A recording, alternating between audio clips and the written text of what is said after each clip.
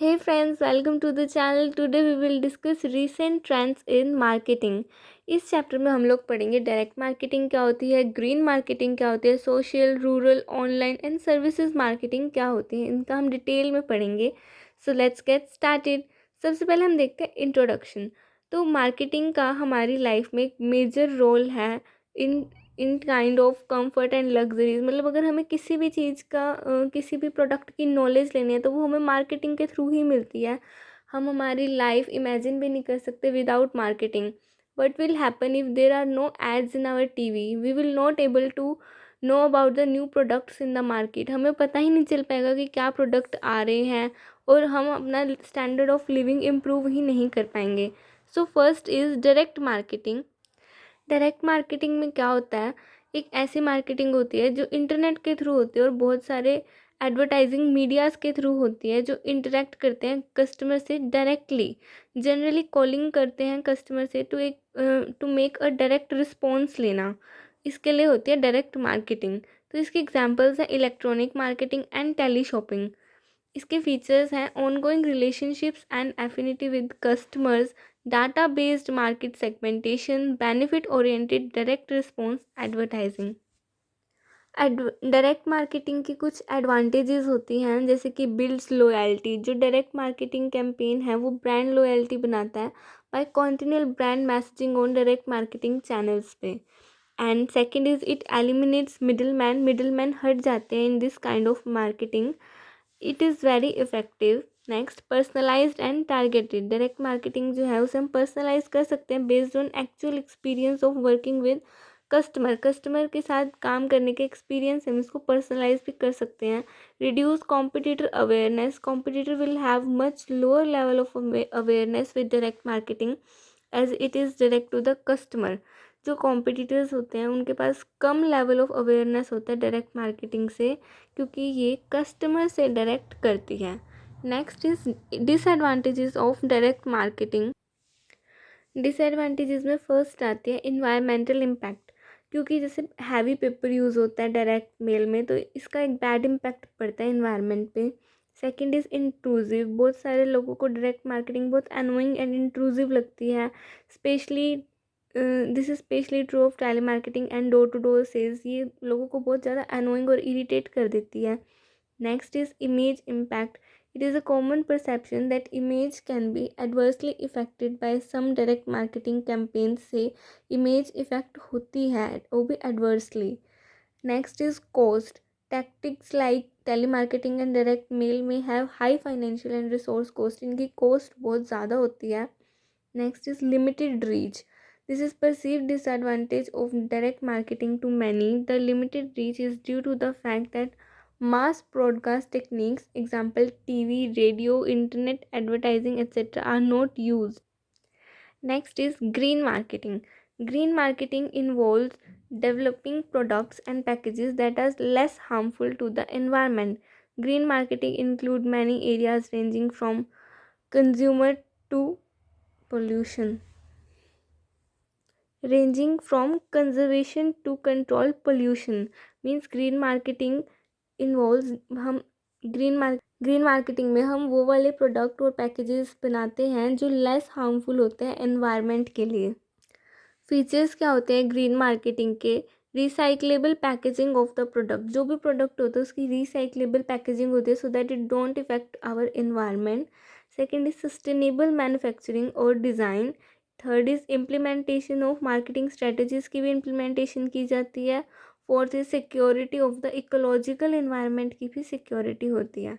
Next is advantages of green marketing. इसके advantages क्या है? Company can enter new market when it bring attention to positive environmental impact. एक company जो होती है वो न्यू मार्केट में एंटर कर जाती है जैसे ही वो अटेंशन देती है पॉजिटिव एनवायरमेंटल इम्पैक्ट पे.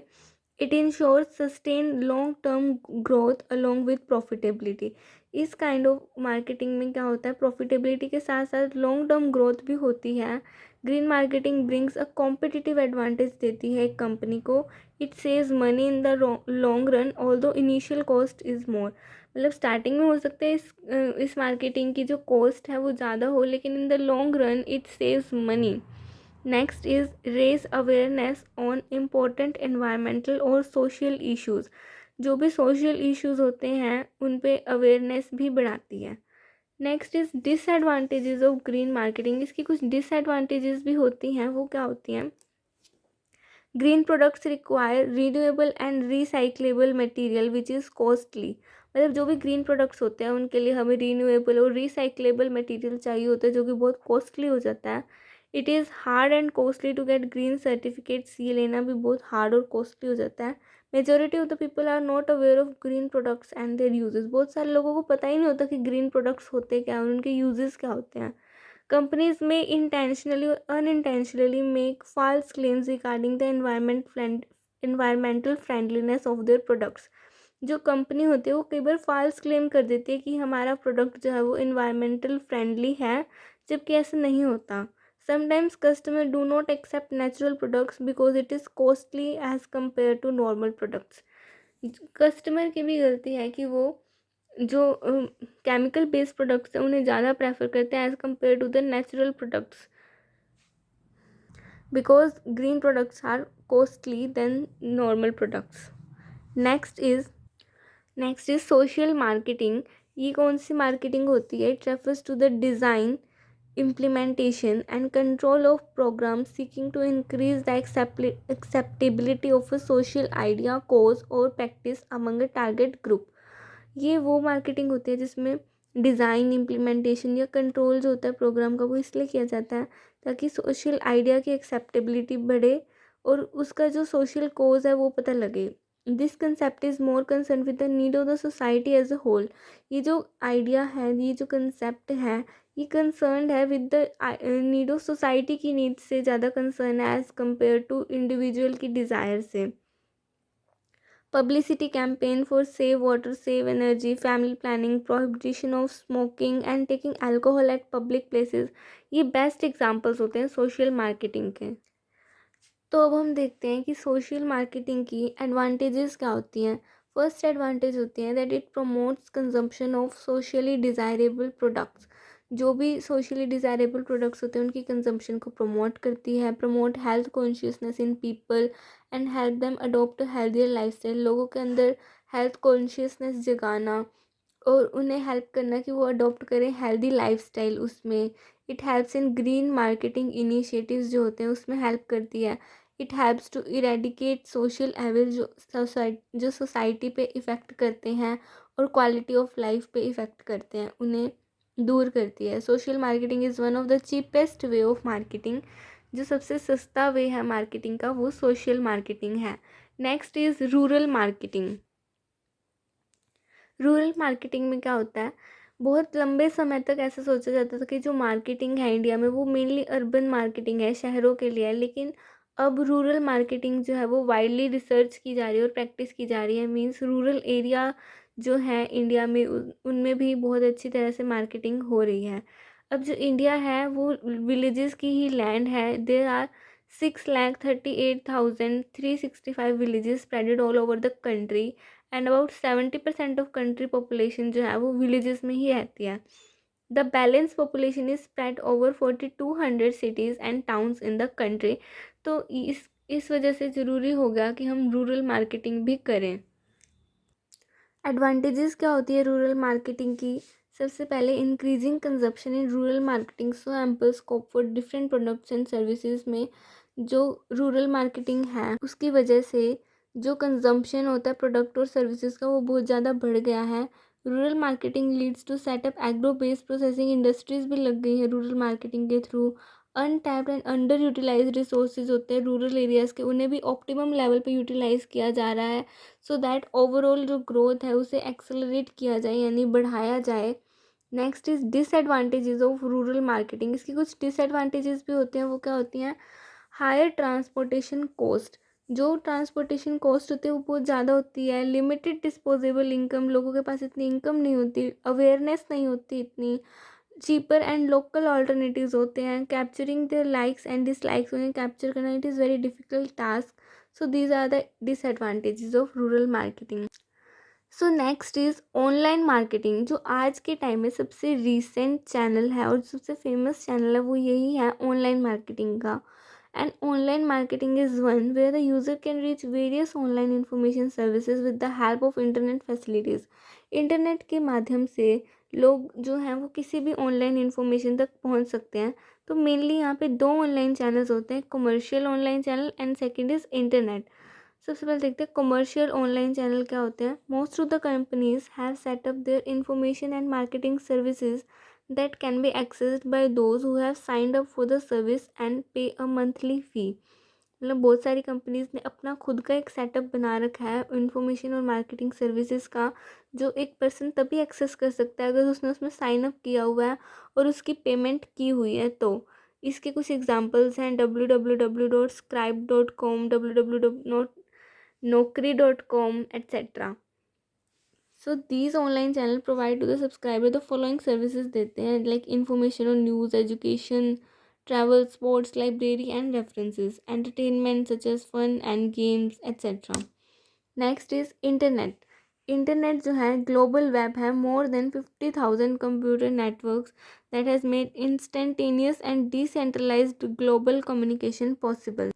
इंटरनेट क्या है? ग्लोबल वेब है जिसमें मोर देन 50,000 से भी ज़्यादा कंप्यूटर नेटवर्क्स हैं जिन्होंने ये पॉसिबल किया है कि इसे ग्लोबल कम्युनिकेशन पॉसिबल कर पाए हैं हम. Originally established to facilitate research and scholarly exchanges, the internet is now available to much broader audience. बहुत ज़्यादा ऑडियंस तक इंटरनेट अब पहुंच गया है. यूज़र्स ऑफ इंटरनेट जो होते हैं वो क्या कर सकते हैं? ईमेल भेज सकते हैं, अपने व्यूज़ एक्सचेंज कर सकते हैं, प्रोडक्ट्स की शॉपिंग कर सकते हैं, न्यूज़ एक्सेस कर सकते हैं, sports, food recipe, political, legal, art, science, religious और बिजनेस इंफॉर्मेशन सब कुछ एक्सेस कर सकते हैं.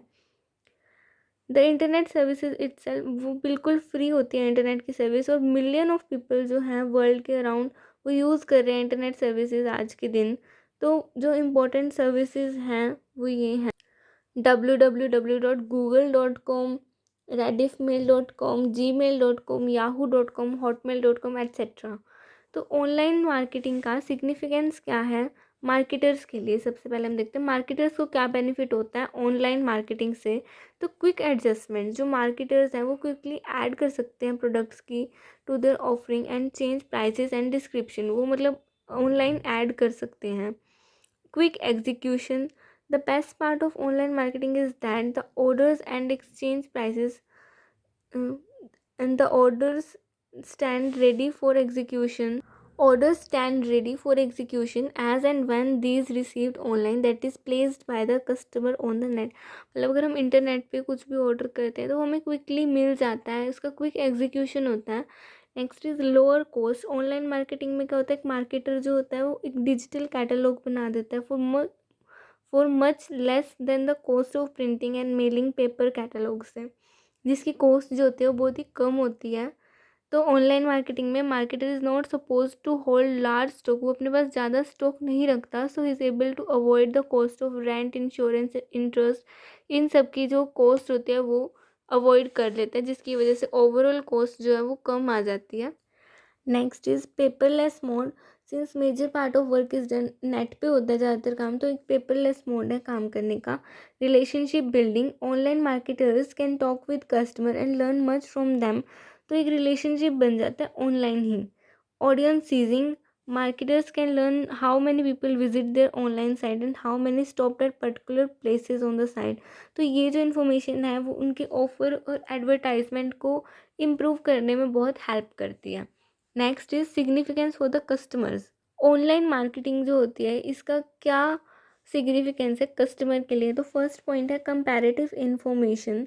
Online marketing customer can find comparative information जो है कंपनीज़ की प्रोडक्ट्स की, कॉम्पिटिटर्स की, विदाउट लिविंग द ऑफिस और होम. मतलब कि जो ऑनलाइन मार्केटिंग के कस्टमर हैं जो वो अपनी कंपैरेटिव इन्फॉर्मेशन पता लगा सकते हैं कंपनीज़ की क्या इन्फॉर्मेशन है प्रोडक्ट की, कॉम्पिटिटर की, विदाउट लिविंग देयर ऑफिस. मतलब अपनी जगह से कहीं गए बिना ही वो ऑनलाइन ही पता लगा सकते हैं इन्फॉर्मेशन.